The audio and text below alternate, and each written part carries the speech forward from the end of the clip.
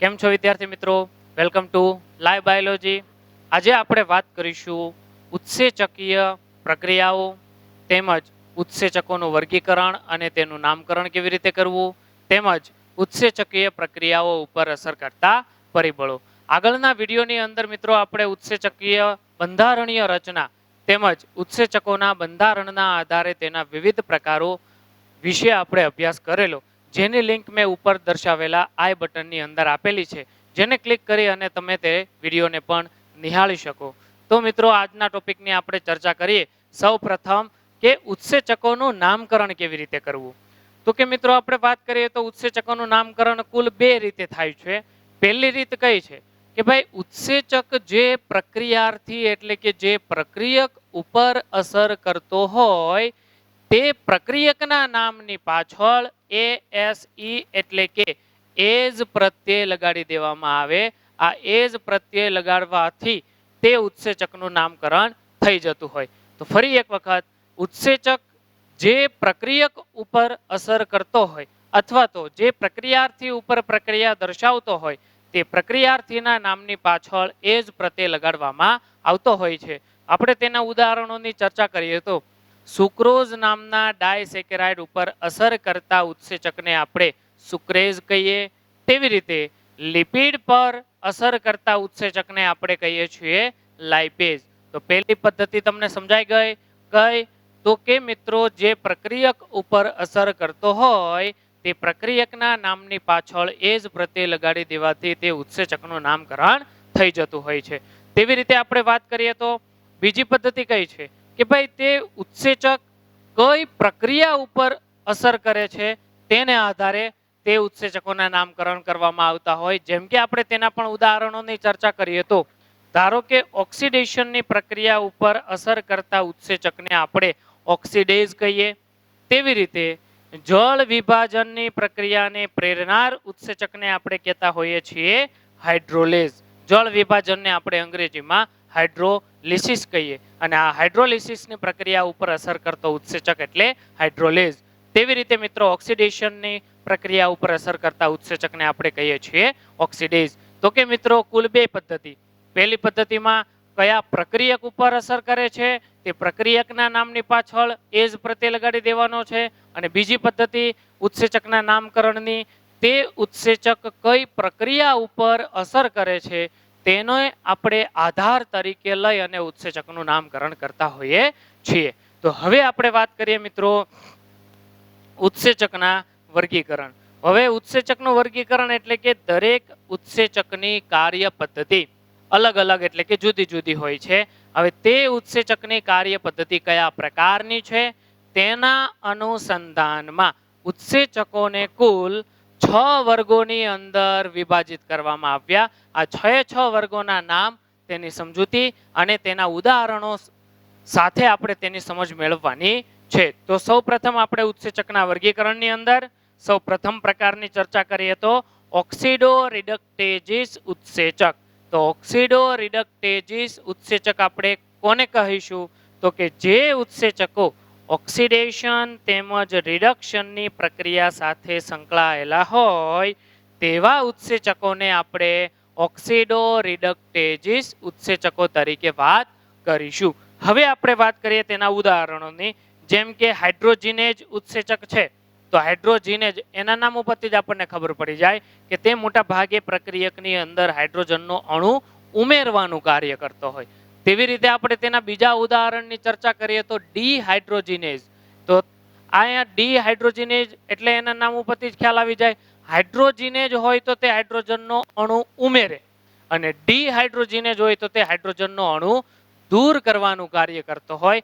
તેવી રીતે ઓક્સિડેઝ નામ ઉપરથી જ ખ્યાલ આવી જાય, તે પ્રક્રિયકની અંદર ઓક્સિજનનો અણુ ઉમેરવાનું કાર્ય કરે અને તેના બદલામાં જો ડીઓક્સિજનેજ હોય તો એનો મતલબ એવો થયો કે તે પ્રક્રિયકમાંથી ઓક્સિજનનો અણુ દૂર કરવાનો પ્રયત્ન કરતો હોય. તો કે મિત્રો અહીંયા આપણે ઓક્સિડો રિડક્ટેજીસ એટલે કે ઓક્સિડેશન તેમજ રિડક્શન આપણે સામાન્ય રીતે જાણીએ છીએ કે હાઇડ્રોજનનો અણુ ઉમેરવો અથવા ઓક્સિજનના અણુને દૂર કરવો તે પ્રક્રિયાને આપણે રિડક્શન કહીએ.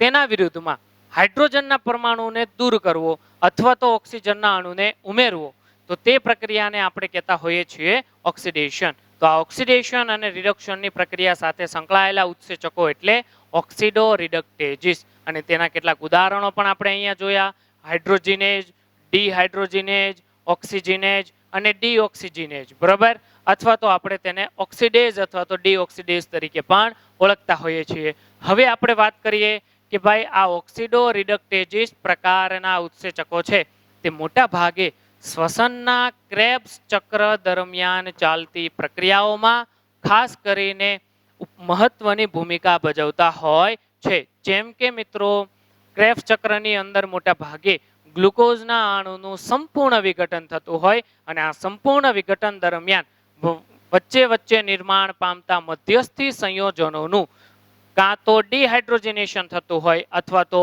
હાઇડ્રોજનેશન થતું હોય. તો આ બધી પ્રક્રિયાઓની અંદર ભાગ લેતા ઉત્સેચકો મોટા ભાગે ઓક્સિડો રિડક્ટેજીસ પ્રકારના હોય છે. અને આ ક્રેબ્સ ચક્ર વિશેની જે માહિતી છે અને તે આખું ચક્ર આપણે ધોરણ 11 ના ચેપ્ટર નંબર 14 શ્વસનની અંદર આપણે તેનો વિશેષ અભ્યાસ કરીશું. હાલ પૂરતી ઉદાહરણ પૂરતી તમને ખ્યાલ આવી ગયો હશે. હવે આપણે વાત કરીએ બીજા પ્રકારના ઉત્સેચકો છે ટ્રાન્સફરેજીસ.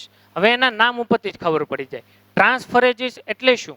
જે ઉત્સેચકો એક પ્રક્રિયકમાંથી કોઈ એક સમૂહનું સ્થળાંતરણ બીજા પ્રક્રિયકની અંદર કરતા હોય. ઉદાહરણ તરીકે હું અને તમે બંને એક એક પ્રક્રિયકો છીએ. મારો કાન તમારા કાનની જગ્યાએ ફિટ કરી દીધું, તો જે ઉત્સેચકે કાન નામના સમૂહનું સ્થળાંતરણ તમારા જેવા બીજા પ્રક્રિયકની અંદર કર્યું, તો અહીંયા મિત્રો એક સમૂહનું સ્થળાંતરણ થયું તેવું આપણે કહી શકીએ.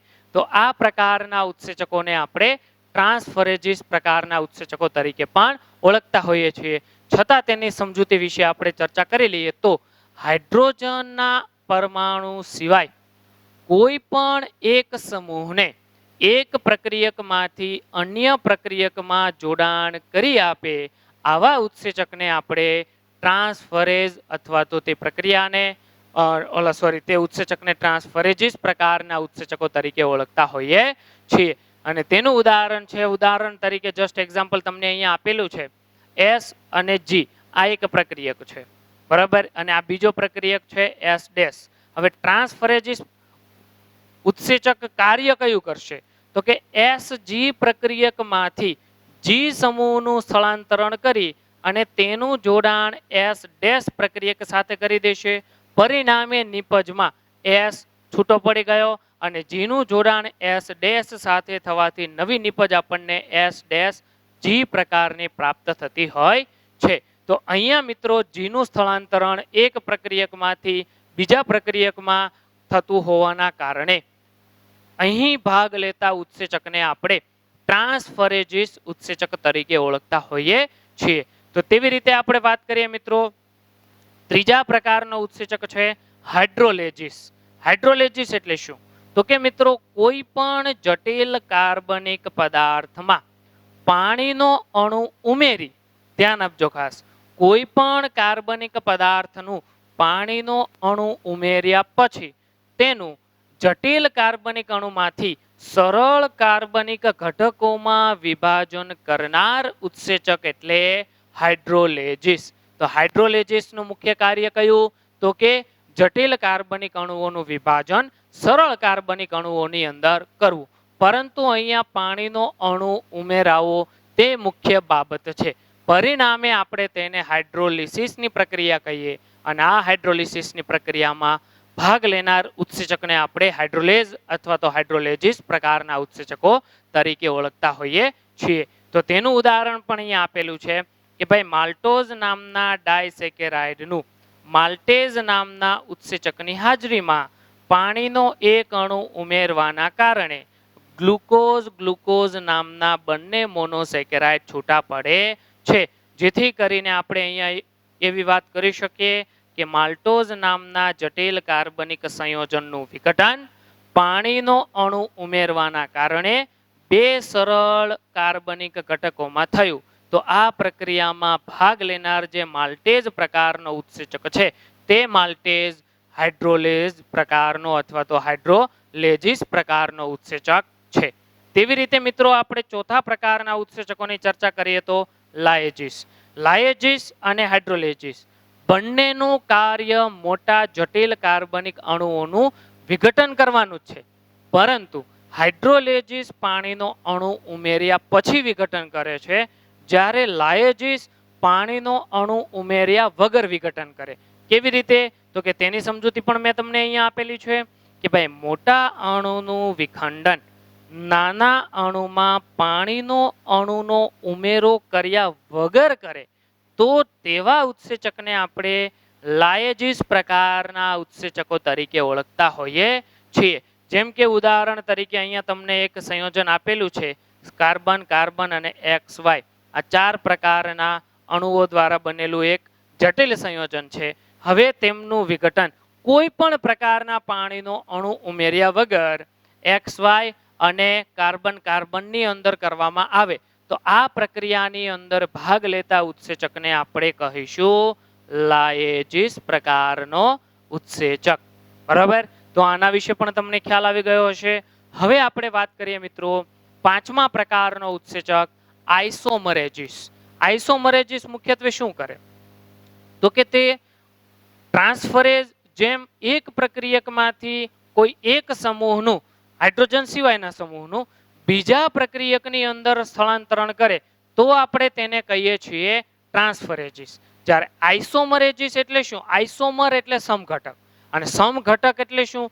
ધારો કે ગ્લુકોઝના બંધારણમાં કુલ 6 કાર્બન 12 હાઇડ્રોજન અને 6 ઓક્સિજનના પરમાણુઓ છે. હવે એક પણ પરમાણુને દૂર કર્યા વગર કે એક પણ પરમાણુને ઉમેર્યા વગર માત્ર ગ્લુકોઝના આ 6 કાર્બન 12 હાઇડ્રોજન અને 6 ઓક્સિજન પરમાણુઓના સ્થાનમાં ફેરફાર કરી એટલે કે અણુઓની ગોઠવણીમાં ફેરફાર કરી અને જો ગ્લુકોઝનું રૂપાંતરણ ફ્રુક્ટોઝ નામના બીજા અણુની અંદર કરી દેવામાં આવે એટલે કે અહીં આઇસોમરેજ પ્રકારના ઉત્સેચકો કોઈ પણ જટિલ કાર્બનિક અણુની અંદર માત્ર અણુની ગોઠવણીમાં કે રચનામાં જ ફેરફાર ઉત્પન્ન કરે અને તેના દ્વારા નવી નિપજનું રૂપાંતરણ કરતા હોય એટલે કે તેના સમઘટકો બનાવતા હોય તો આ પ્રકારના ઉત્સેચકોને આપણે આઇસોમરેજ અથવા તો આઇસોમરેજીસ પ્રકારના ઉત્સેચકો તરીકે ઓળખીએ છીએ. તો તેની પણ સમજૂતી મિત્રો અહીંયા લખેલી છે કે કોઈ પણ સમૂહના ઉત્સેચકોની હાજરીથી પ્રક્રિયાર્થીના અણુની ગોઠવણીમાં કે માત્ર રચનાની અંદર, અહીંયા મારી શબ્દ લખવાનો જોકે રહી ગયેલો, ફરીથી વાંચું છું, કોઈ પણ સમૂહના ઉત્સેચકોની હાજરીથી પ્રક્રિયાર્થીના અણુની ગોઠવણીમાં કે પછી રચનામાં માત્ર ફેરફાર થાય તો તેવા ઉત્સેચકોને આપણે આઇસોમરેજીસ પ્રકારના ઉત્સેચકો તરીકે ઓળખતા હોઈએ છીએ. બરોબર? ઉદાહરણ તરીકે આપણે ચર્ચા કરીએ કે ગ્લુકોઝ 6 ફોસ્ફેટ નું ફ્રુક્ટોઝ આઇસોમરેજ પ્રકારના ઉત્સેચકની હાજરીમાં ફ્રુક્ટોઝ 6 ફોસ્ફેટમાં રૂપાંતરણ થાય છે, જેથી કરીને ગ્લુકોઝ 6 ફોસ્ફેટની અંદર સંકળાયેલા કાર્બન પરમાણુઓ, હાઇડ્રોજન પરમાણુઓ, ઓક્સિજન પરમાણુઓ તેમજ ફોસ્ફેટ સમૂહ આ 4 પરમાણુઓની સંખ્યા અને ફ્રુક્ટોઝ 6 ફોસ્ફેટની અંદર સંકળાયેલા 4 પરમાણુઓની સંખ્યા આપણે ગણી લઈએ તો બંને સરખી જ મળે, પરંતુ તફાવત માત્ર તેની ગોઠવણીની અંદર આપણને જોવા મળશે. તો આ પ્રકારના ઉત્સેચકોને આપણે કહીએ છીએ આઇસોમરેજીસ એટલે કે સમઘટક બનાવનાર ઉત્સેચકો.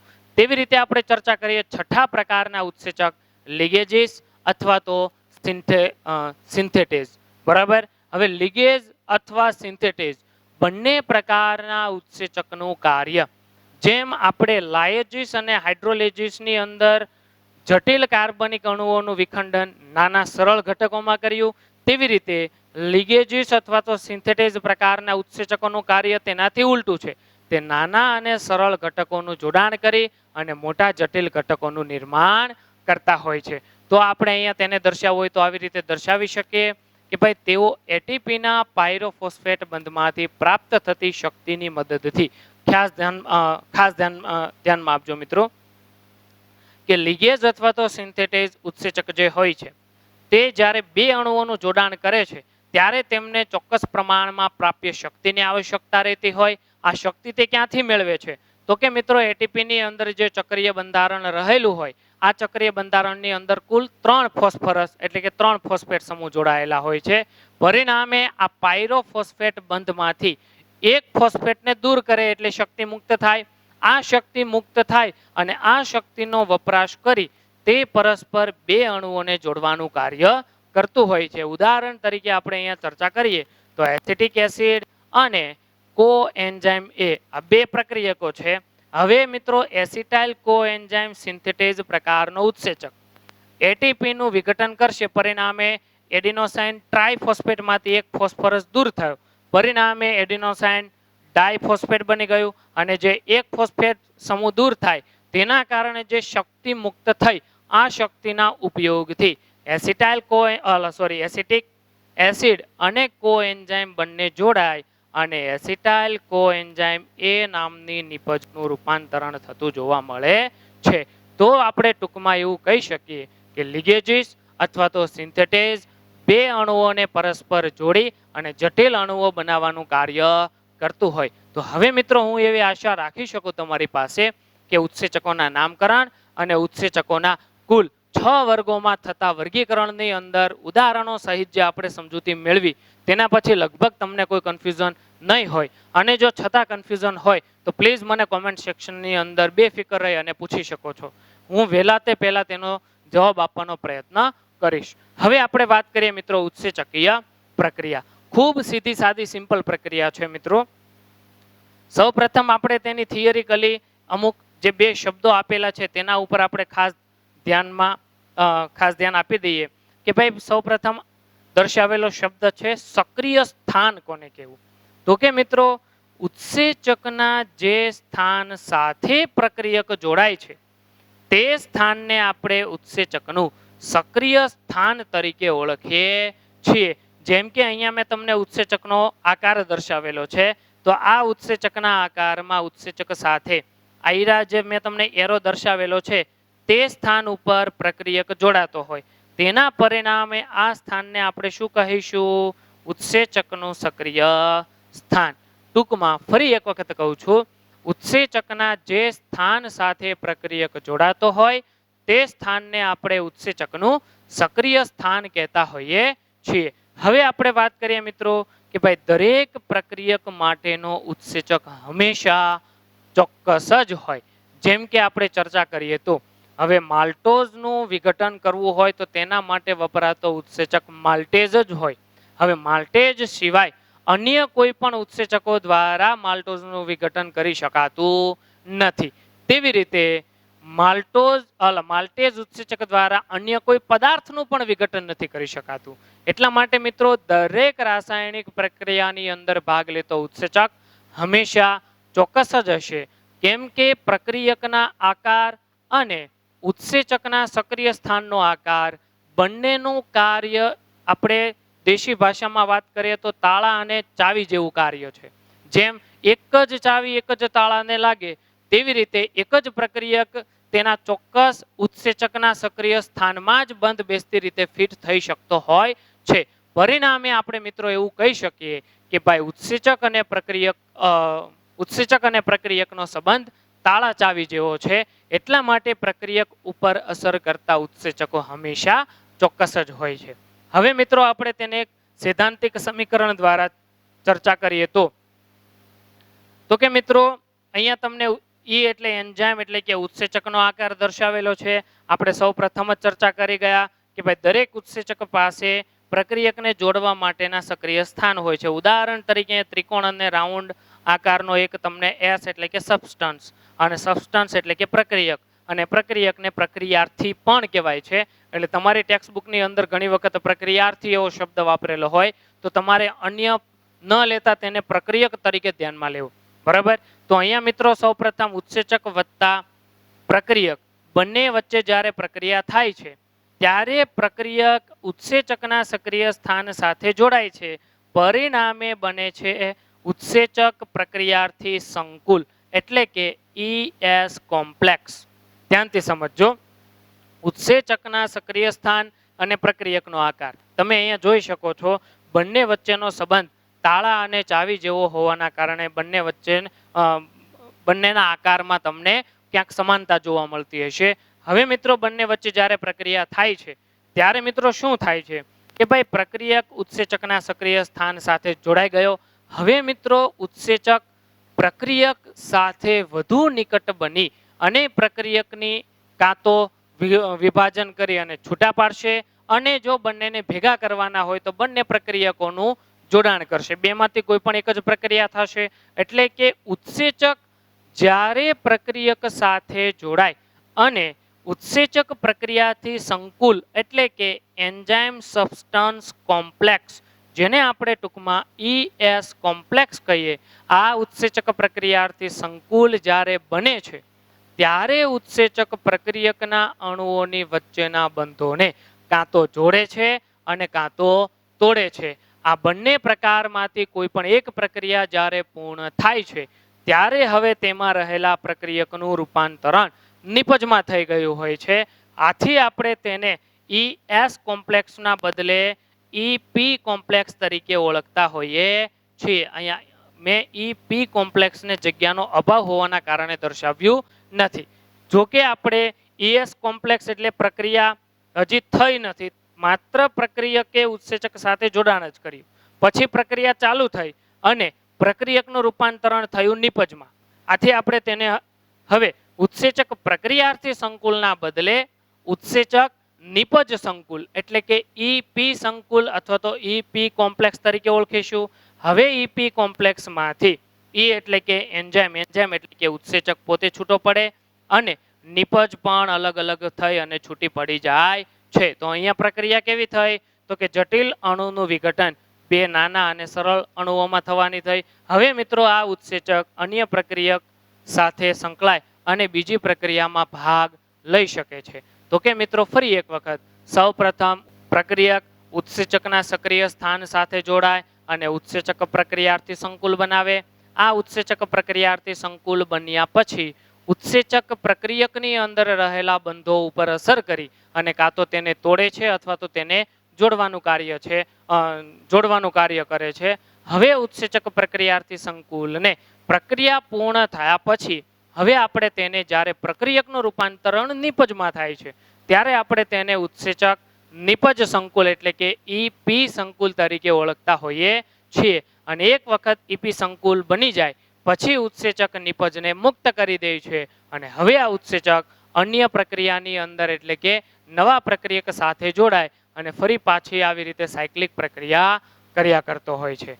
તો હવે આપણે મિત્રો વાત કરીએ આ ઉત્સેચકીય પ્રક્રિયા ઉપર અસર કરતા પરિબળો કયા કયા છે. તો આપણે ઉત્સેચકીય પ્રક્રિયા ઉપર અસર કરતા પરિબળોની અંદર પ્રથમ પરિબળ તાપમાન વિશે ચર્ચા કરીએ. બરોબર? તો કે મિત્રો ઉત્સેચકો મોટા ભાગે પ્રોટીનના બનેલા છે, જેના વિશેની ચર્ચા આપણે આગળના વિડીયો લેક્ચરની અંદર પણ કરી ગયા. આ ઉત્સેચકો પ્રોટીનના બનેલા હોવાના કારણે દરેક ઉત્સેચક પોતે પોતાના ઇષ્ટતમ એટલે કે ચોક્કસ તાપમાનની અંદર જ કાર્ય કરી શકે.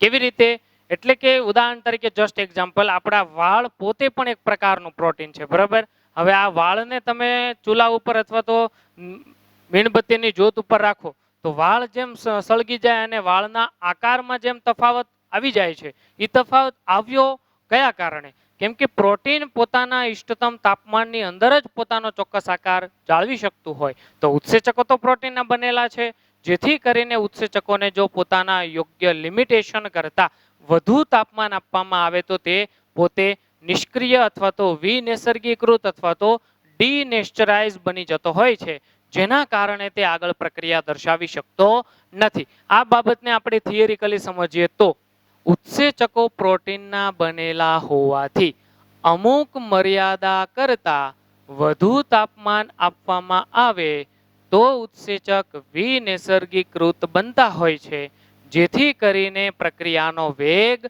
ઘટી જાય છે. આ મુદ્દાને આપણે બીજી વાક્ય રચના પ્રમાણે સમજીએ તો આમ શરૂઆતમાં તાપમાન વધતા પ્રક્રિયાનો વેગ વધે, પરંતુ અમુક લિમિટ કરતા વધુ તાપમાન જો વધારવામાં આવે તો ઉત્સેચક વિનૈસર્ગીકૃત બનવાના કારણે તે નિષ્ક્રિય બની જાય અને આ નિષ્ક્રિય બનવાના કારણે પ્રક્રિયાનો વેગ ઘટતો જોવા મળે છે. અને મિત્રો દરેક ઉત્સેચકોનું ઇષ્ટતમ તાપમાન છે 37°± 1 એટલે કે કાં તો 36 અથવા તો 38.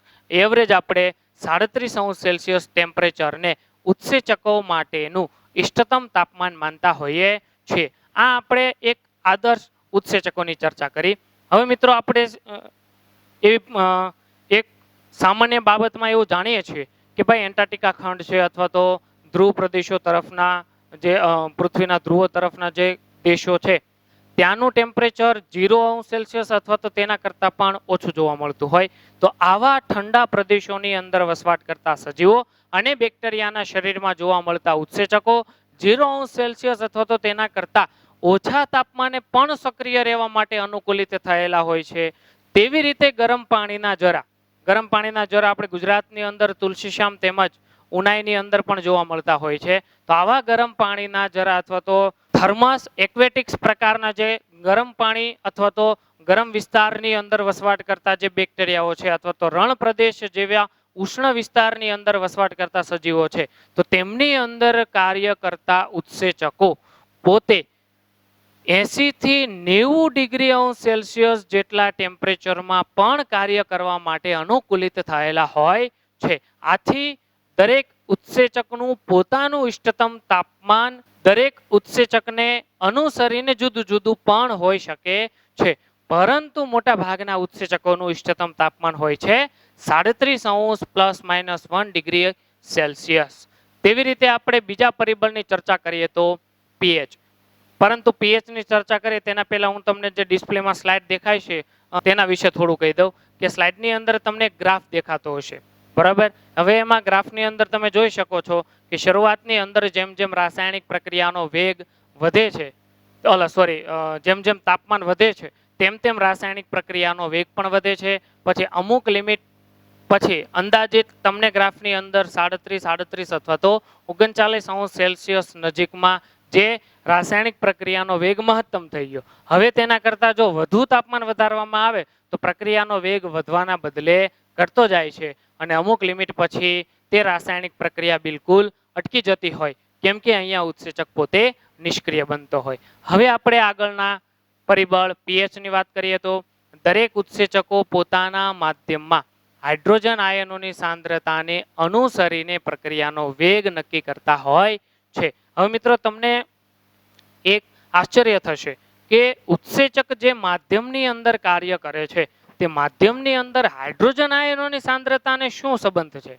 તો કે મિત્રો કોઈ પણ માધ્યમ એસિડ છે કે બેઝ છે તે નક્કી કોના આધારે થાય? તો કે જો તે માધ્યમની અંદર હાઇડ્રોજન આયનોની સાંદ્રતાનું પ્રમાણ વધારે હોય તો તે દ્રાવણ મોટા ભાગે એસિડિક હોય અને હાઇડ્રોજન આયનની સાંદ્રતા જેટલી ઓછી એટલું દ્રાવણ બેઝિક હોય. તો આ એક સિદ્ધાંતને અનુસરીને હાઇડ્રોજન આયનોની સાંદ્રતા વધારે હોય એટલે કે તે માધ્યમ એસિડિક છે. તો આવા એસિડિક માધ્યમની પીએચ નોર્મલી 7 કરતાં ઓછી હોય છે, બરોબર. તો અમુક ઉત્સેચકો આવા એસિડિક માધ્યમમાં કાર્ય કરવા માટે અથવા તો સક્રિય રહેવા માટે પણ ટેવાયેલા છે, જ્યારે અમુક માધ્યમની અંદર હાઇડ્રોજન આયનોની સાંદ્રતા બિલકુલ ઓછી કે નહિવત હોય, જેથી કરીને આવા દ્રાવણોને આપણે મોટા ભાગે બેઝિક કહેતા હોઈએ. તો આવા બેઝિક દ્રાવણો જે હોય છે તેમની પીએચ મોટા ભાગે 7 કરતાં વધારે હોય છે. તો આવા માધ્યમોની અંદર પણ કેટલાક ઉત્સેચકો કાર્ય કરવા માટે અથવા તો સક્રિય રહેવા માટે અનુકૂલિત થયેલા હોય છે. નીચેની સ્લાઇડમાં પણ તમે જોઈ શકો છો મિત્રો. મોટા ભાગે આપણા જઠરની અંદર જે કાર્ય કરતા ઉત્સેચકો છે આપણે જાણીએ છીએ કે ભાઈ જઠરની અંદર મંદ હાઇડ્રોક્લોરિક એસિડ પણ સ્ત્રાવ પામતો હોવાના કારણે જઠરની અંદર મોટા ભાગે પીએચ 4.5 સમથિંગ રહેતી હોય છે. પરિણામે જઠરની અંદર વાતાવરણ અમ્લીય છે. તો જઠરની અંદર કાર્ય કરતા જે પેપ્સિન અથવા તો એસિડિક અથવા તો અમ્લીય ફોસ્ફેટેઝ જેવા જે ઉત્સેચકો છે તે મોટા ભાગે એસિડિક માધ્યમની અંદર કાર્ય કરવા માટે ટેવાયેલા છે. તેનો પણ ગ્રાફ તમે જોઈ શકો છો અને તે મોટા ભાગે જઠરીય ઉત્સેચકો હોય છે.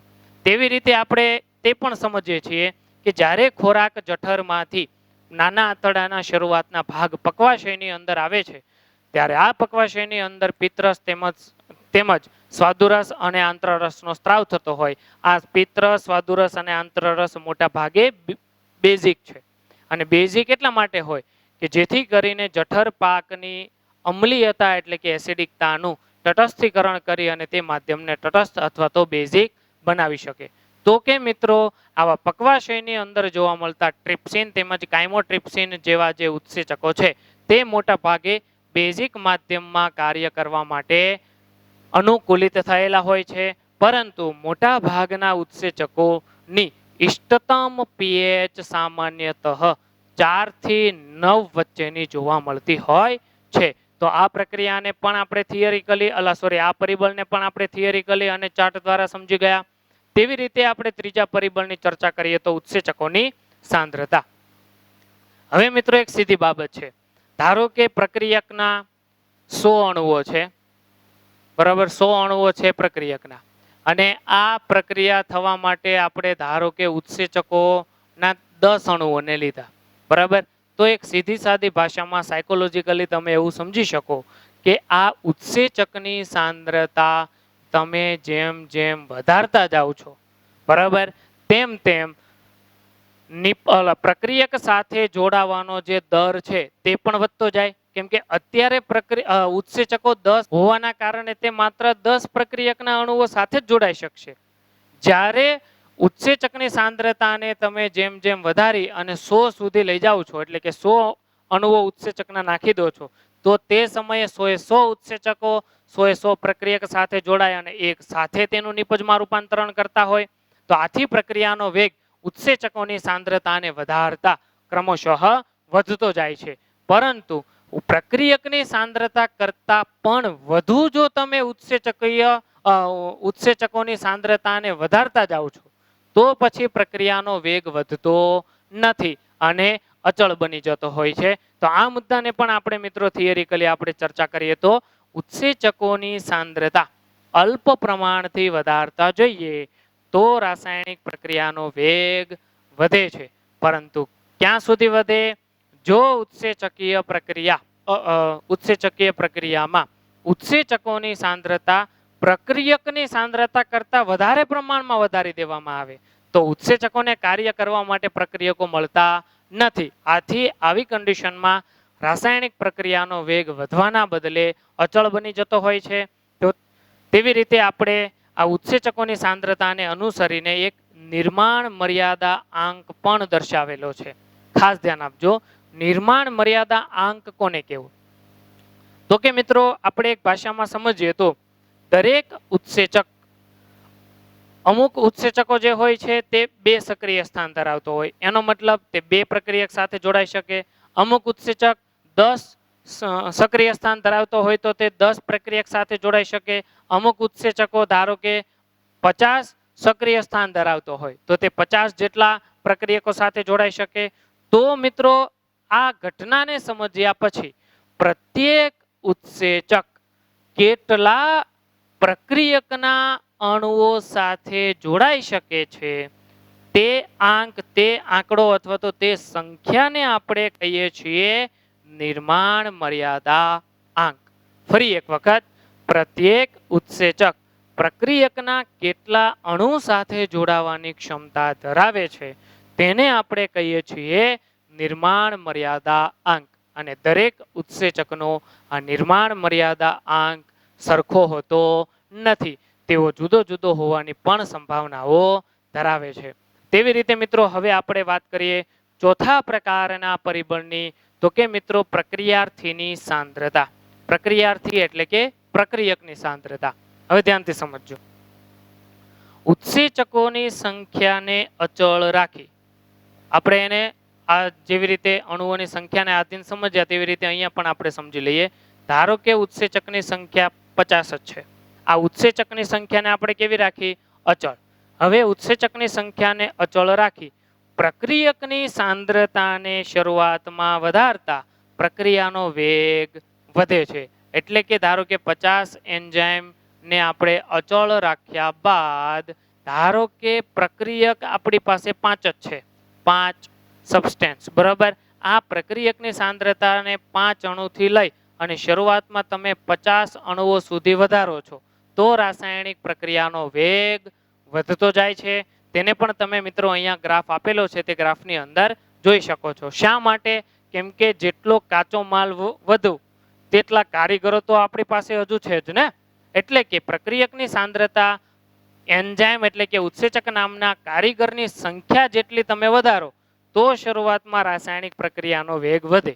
પરંતુ જ્યારે બધા જ ઉત્સેચકો પ્રક્રિયકો સાથે જોડાઈ જાય અને પછી ગમે તેટલી પ્રક્રિયકની સાંદ્રતાને વધારતા પ્રક્રિયાનો વેગ વધતો નથી, એટલે કે અચળ થઈ જાય છે. એટલે તેને પણ આપણે અહીંયા ઉદાહરણ દ્વારા સમજી લઈએ કે ભાઈ મિત્રો તમે ઉત્સેચકની સાંદ્રતા 50 જ અચળ રાખી દીધી, બરાબર. હવે પ્રક્રિયકની સાંદ્રતા તમે 5 થી 50 સુધી વધારો છો તો બધા જ ઉત્સેચકો બધા જ પ્રક્રિયકો સાથે જોડાઈ ગયા તો અહીંયા સુધી રાસાયણિક પ્રક્રિયાનો વેગ વધશે. પરંતુ હજી તમે પ્રક્રિયકની સાંદ્રતા 50 ના બદલે 100 અણુઓ સુધી વધારો છો તો સીધી વાત છે કાર્ય કરવા વાળા કારીગરો તો 50 જ છે ને. તો કાચો માલ તમે ગમે એટલો ગોડાઉનમાં ભરી દીધો તેનાથી કોઈ ફરક પડતો નથી. તો શરૂઆતમાં રાસાયણિક પ્રક્રિયાનો વેગ વધે છે અને પછી તે અચળ થઈ જતો હોય છે. હવે મિત્રો આપણને એક અચળાંક અહીંયા આપેલો છે જેને આપણે ગ્રાફની અંદર તમને દેખાતું હશે કે એમ અચળાંક અથવા તો માઇકેલિસ, સોરી અહીંયા મારે માઇકલી લખાઈ ગયું, પરંતુ માઇકેલિસ મેન્ટેન અચળાંક તરીકે આપણે તેને ઓળખતા હોઈએ છીએ. તો કે એમ અચળાંક એટલે શું? માઇકેલિસ મેન્ટેન અચળાંક. તો આ માઇકેલિસ મેન્ટેન અચળાંક એટલે શું કે પ્રક્રિયકની જે સાંદ્રતાએ પ્રક્રિયાનો વેગ મહત્તમ વેગ કરતા, મહત્તમ વેગ એટલે Vmax એટલે કે Vmaximum એટલે કે પ્રક્રિયકની જે સાંદ્રતાએ રાસાયણિક પ્રક્રિયાનો વેગ Vmax એટલે કે મહત્તમ વેગ કરતા અડધો થઈ જાય તો આ પ્રક્રિયકની સાંદ્રતાને આપણે Km તરીકે ઓળખીએ છીએ. તો હવે મિત્રો તમે એવું સમજી શકો કે Km એટલે 50% સુધીનો રાસાયણિક પ્રક્રિયાનો દર. હવે જેટલો Km ઓછો એટલી પ્રક્રિયકની સાંદ્રતા પણ ઓછી.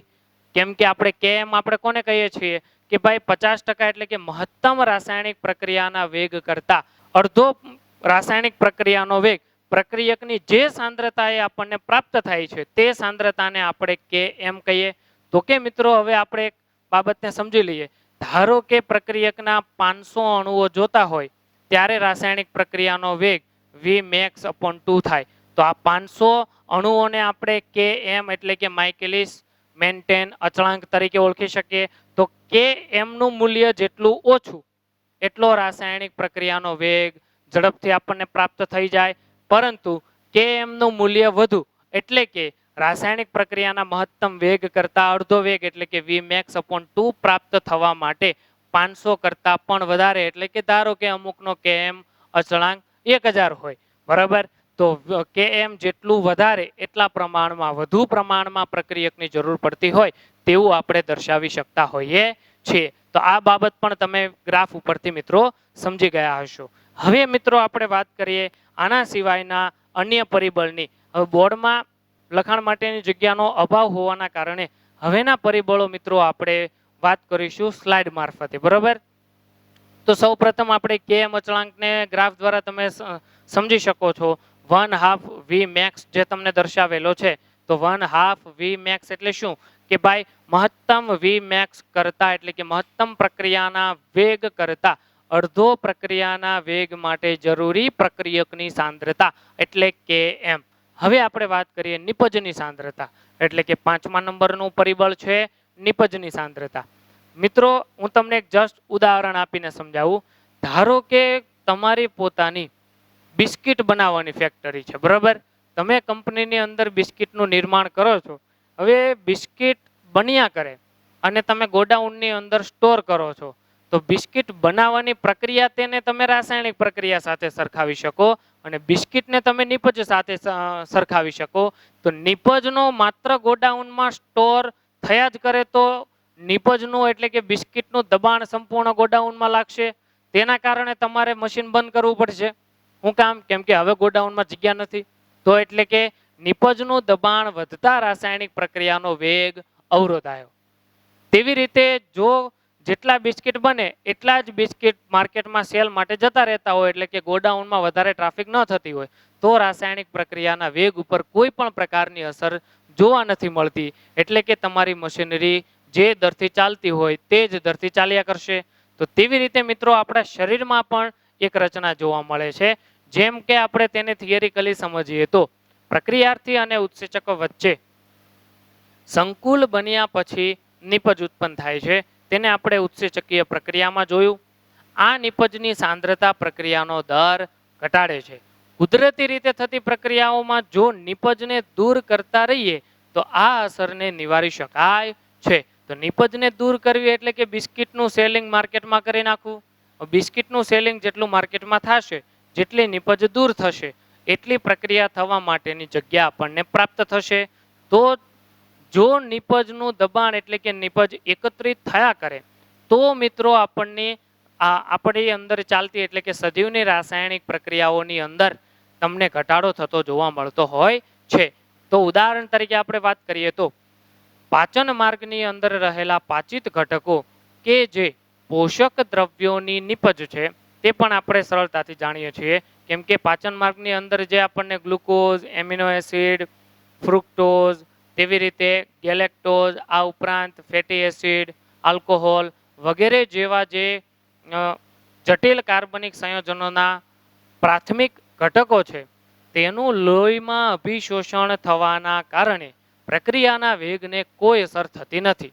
નહીતર તમે વિચારી શકો તમારા જ પાચન માર્ગની અંદર માત્ર પાચન જ થતું હોય પરંતુ પાચિત ઘટકોનું શોષણ ન થતું હોય તો પાચિત ઘટકો પાચન માર્ગની અંદર ભેગા થયા કરે, તેના કારણે તેનું દબાણ ઉત્પન્ન થાય અને જેથી પ્રક્રિયાનો વેગ ઘટવાની સંભાવનાઓ વધી જતી હોય. તો હવે આપણે છઠ્ઠા પરિબળની ચર્ચા કરીએ તો વિકિરણોની અસર.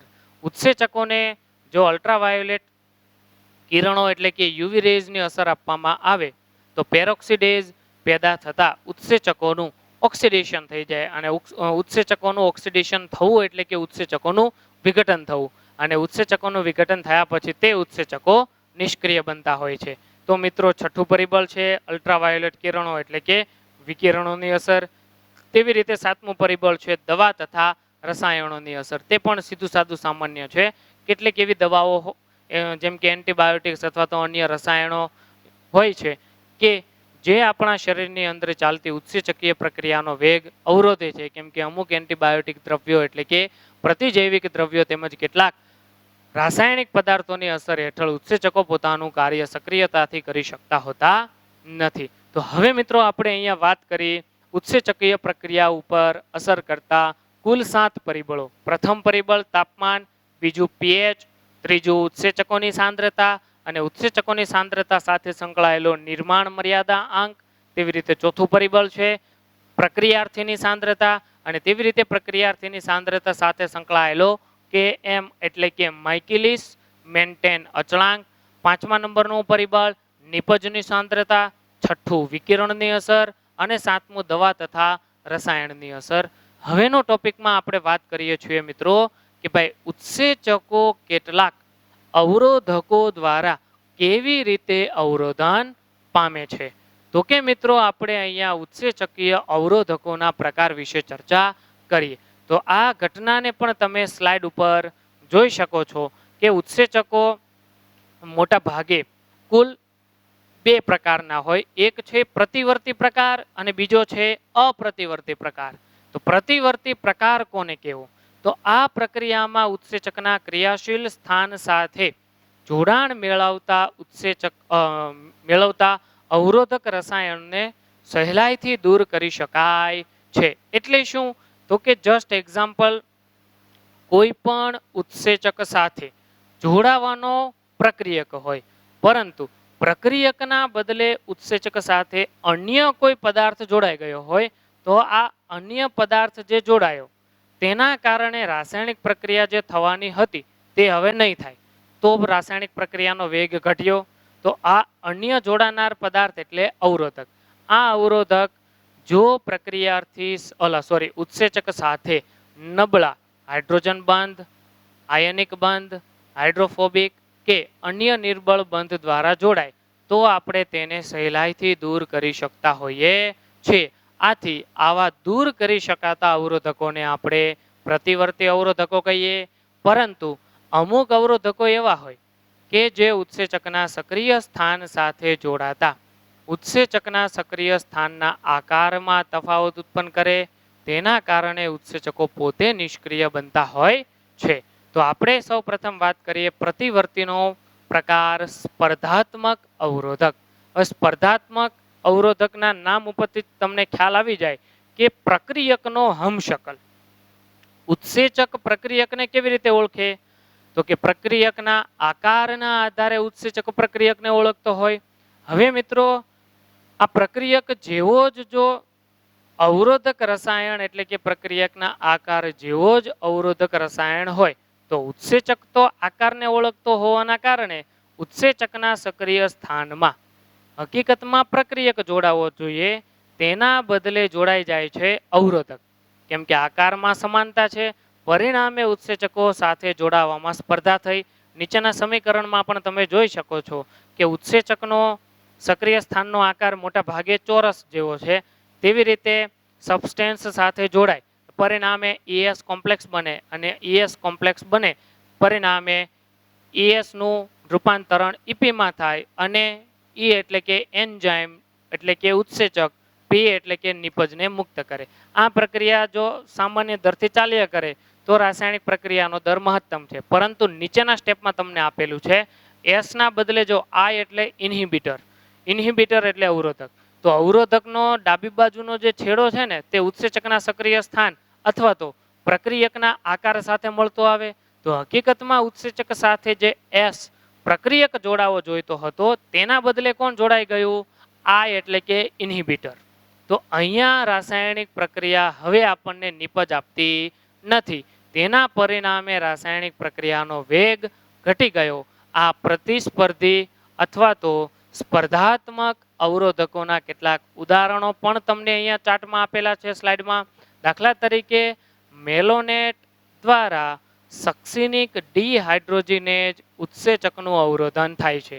તો MCQની અંદર મિત્રો તમને પૂછાય કે સક્સિનિક ડિહાઇડ્રોજિનેઝ ઉત્સેચકનું અવરોધન કરતો સ્પર્ધાત્મક અવરોધક રસાયણ કયો? તો મેલોનેટ. તેવી રીતે મિત્રો સામાન્ય રીતે જીવાણુ કોષોની અંદર ફોલિક એસિડ સંશ્લેષણમાં ઉપયોગી P-એમિનો બેન્ઝોઇક એસિડ એટલે કે પાબાના અનુરૂપ સલ્ફા ઔષધો બેક્ટેરિયલ કોષોનો નાશ કરવા માટે વપરાતા હોય છે. એટલે શું? તો કે મિત્રો જીવાણુ કોષો એટલે કે બેક્ટેરિયાઓનો આપણે મોટા ભાગે શરીરમાંથી અથવા તો કોઈ વાતાવરણમાંથી નાશ કરવો હોય તો સીધી રીતે મિત્રો બેક્ટેરિયાઓ પોતે ફોલિક એસિડના સંશ્લેષણમાં જે પાબાનો ઉપયોગ કરે છે. આ પાબાના બદલે તમે સલ્ફર ધરાવતી ઔષધો એટલે કે સલ્ફા દવાઓ, આ સલ્ફા ઔષધો પાબા જેવો આકાર ધરાવતા હોવાના કારણે જે ફોલિક એસિડના સંશ્લેષણમાં ઉપયોગી જે ઉત્સેચકો હતા તેના સ્થાને આપણે સલ્ફા ઔષધોને જોડી દઈએ. કોના બદલે? તો પાબાના બદલે. તેના પરિણામે આપણે બેક્ટેરિયાનો નાશ કરી શકીએ છીએ. તો અહીંયા મિત્રો હરીફ અવરોધકો કેવી રીતે કાર્ય કરે અને તેઓ કેવી રીતે રાસાયણિક પ્રક્રિયાનો વેગ ઘટાડે છે તે બાબત વિશે આપણે સમજૂતી મેળવી. હવે મિત્રો આ પ્રકારના જે સ્પર્ધાત્મક અવરોધકો હોય તેની અસરને નાબૂદ કેવી રીતે કરવી? તો કે મિત્રો આ પ્રકારના અવરોધક પ્રક્રિયકની સાંદ્રતામાં વધારો કરવાથી દૂર કરી શકાય. એટલે કે ઉદાહરણ તરીકે ધારો કે કોઈ માધ્યમની અંદર 10 ઉત્સેચકો છે, 5 પ્રક્રિયકો છે અને 5 અવરોધકો છે. તો પરિણામે સ્પર્ધા કરવા વાળાની સંખ્યા સરખી છે, 5 પ્રક્રિયક અને 5 અવરોધક. હવે જો તેના બદલે તમે પ્રક્રિયકની સાંદ્રતા 5 ના બદલે 50 કરી દો તો અવરોધકનું જે વજન વધારે હતું એટલે કે અવરોધક પ્રક્રિયક સાથે પૂરતા પ્રમાણમાં સ્પર્ધા હવે પ્રક્રિયકની સાંદ્રતા વધાર્યા પછી નહીં કરી શકે. તો આ પ્રકારે કે એમનું મૂલ્ય વધી જાય છે. તેને પણ તમે ચાર્ટની અંદર જોઈ શકો છો, ગ્રાફની અંદર કે એમનું મૂલ્ય અહીંયા વધી જાય છે. શું કામ? કેમ કે અવરોધક હરીફ છે. એટલે કે કેમ કે પ્રક્રિયકની સાંદ્રતા વધારે એટલે સીધી વાત છે કે રાસાયણિક પ્રક્રિયાનો વેગ જે ઘટેલો હતો તે વેગને વધારી અને આપણે 50% પ્રક્રિયા વેગ સુધી પહોંચાડવો હોય તો પ્રક્રિયકની સાંદ્રતાને વધારવી પડશે. પરિણામે કેમનું મૂલ્ય વધે, પરંતુ વી મેક્સ એટલે કે મહત્તમ વેગની અંદર કોઈ પણ પ્રકારનો ફરક જોવા મળતો નથી. તો અહીંયા આપણે વાત કરી મિત્રો સ્પર્ધાત્મક અવરોધકો વિશે. હવે મિત્રો આપણે વાત કરીએ અપ્રતિવર્તી પ્રકાર. હવે મિત્રો પ્રતિવર્તી અને અપ્રતિવર્તી કોને કેવું તે તો આપણે ઓલરેડી જોઈ ગયા. પ્રતિવર્તી એવા અવરોધકો છે કે જેને આપણે સહેલાઈથી પ્રક્રિયકની સાંદ્રતા વધારતા દૂર કરી શકીએ છીએ. પરંતુ અપ્રતિવર્તી પ્રકારના જે અવરોધકો હોય છે તેને આપણે ઉત્સેચકો સાથે એક વખત જોડાઈ ગયા પછી તેને દૂર કરી શકતા નથી. કેમ કે અપ્રતિવર્તી પ્રકારના જે ઉત્સેચકો હોય છે તે મોટા ભાગે અવરોધકો હોય છે જે મોટા ભાગે બિન સ્પર્ધાત્મક હોય, જેના પરિણામે તે ઉત્સેચકો સાથે જોડાયા પછી ઉત્સેચકોના સક્રિય સ્થાનના આકારને જ બદલી નાખે. એટલે કે ઉત્સેચકને પોતાને ડિફેક્ટ બનાવી દે. હવે તે ઉત્સેચક અન્ય પ્રક્રિયક સાથે જોડાવા માટે સક્ષમ રહેતો નથી. આથી આ પ્રકારના અવરોધકોને આપણે અપ્રતિવર્તી પ્રકારના અવરોધકો તરીકે ઓળખીએ છીએ. તો હવે આપણે તેની થિયરી વિશે ચર્ચા કરીએ. તે પણ તમને અહીંયા સ્લાઇડમાં દેખાતી હશે કે અપ્રતિવર્તી પ્રકારના અવરોધકો એટલે કે આ પ્રક્રિયામાં અવરોધકો ઉત્સેચકના બંધારણને નુકસાન કરી અને તેને નિષ્ક્રિય બનાવે, જેથી કરીને એક વખત રાસાયણિક પ્રક્રિયાનો વેગ ઘટી જાય પછી તેને આપણે વધારી શકતા નથી. એટલે કે ધારો કે આવા અપ્રતિવર્તી પ્રકારના અવરોધકોના કારણે કુલ 50 ઉત્સેચકોમાંથી 10 ઉત્સેચકો નુકસાન પામ્યા. તો હવે જેટલો વી મેક્સ હતો 50 ઉત્સેચકોના લીધે તે વી મેક્સ હવે 40 ઉત્સેચકો દ્વારા જ નક્કી થશે. એટલે કે આ વી મેક્સના દરની અંદર ઘટાડો જોવા મળશે. હવે આ રચનાને પણ તમે જે તમને સ્લાઇડમાં ગ્રાફ દેખાય છે તેના દ્વારા સમજી શકો છો કે જો બિનહરીફ અવરોધક હોય તો કે એમમાં કોઈ પણ પ્રકારનો આપણને તફાવત જોવા મળતો નથી. પરંતુ મિત્રો ફેરફાર ક્યાં જોવા મળશે તો કે વી મેક્સ પોતે ઘટી જશે. કેવી રીતે ઘટી જાય? કેમ કે બિનહરીફ અવરોધકો ઉત્સેચકને પોતાને જ ડિફેક્ટ કરી નાખશે. એટલે કે પહેલા આપણી પાસે 50 ઉત્સેચકો એટલે કે 50 કારીગરો હતા. હવે 10 નુકસાન પામેલા હોવાના કારણે કારીગરો કેટલા થઈ ગયા? 40. તો કુલ પ્રક્રિયાનો મહત્તમ વેગ એટલે કે વી મેક્સ ઘટી ગયો. અહીંયા પ્રક્રિયકની સાંદ્રતા વધારીને કે ઘટાડીને આપણે કોઈ પ્રક્રિયાના દરમાં ફેરફાર કરી શકતા નથી. જેથી કરીને કે એમ અચળાંક કેવો રહેશે? અચળ રહેશે. કેમ કે પ્રક્રિયકની સાંદ્રતા વધારતા વેગ વધતો હોય તો કે એમનું મૂલ્ય વધશે. પરંતુ એવું તો અહીંયા બનતું નથી. એવું આપણને ક્યારે જોવા મળે છે? હરીફ અવરોધકની હાજરીમાં. જેથી કરીને કે એમ એટલે કે હરીફ અવરોધકની હાજરી હોય તો તેને પણ તમે ગ્રાફની અંદર જોઈ શકો છો કે પ્રક્રિયકની સાંદ્રતા વધારો તો કે એમ વધે. પરંતુ વી મેક્સ એટલે કે 50 કારીગરો હતા ઉત્સેચકો, એ તો 50 ના 50 રહે છે ને. તમે પ્રક્રિયકની સાંદ્રતા વધારી એટલે કે એમ વધ્યો, પરંતુ વી મેક્સ વધ્યો નથી. તો આ બંને ગ્રાફ વિશે પણ તમે સારી એવી સમજ મેળવી ગયા હશો. હવે આપણે આગળ વાત કરીએ તો બિન સ્પર્ધાત્મક એટલે કે અપ્રતિવર્તી પ્રકારના અવરોધકોની. તો આ પ્રકારના અવરોધનમાં અવરોધક પદાર્થો ઉત્સેચકો સાથે તેના સક્રિય સ્થાનના બદલે તે જ સમયે તેના બીજા સ્થાન સાથે જોડાઈ જાય અને આ ઉત્સેચકોના સલ્ફા ડાયહાઇડ્રલ જૂથ એટલે કે SH જૂથનો નાશ કરી દેશે. ધ્યાનથી સમજજો.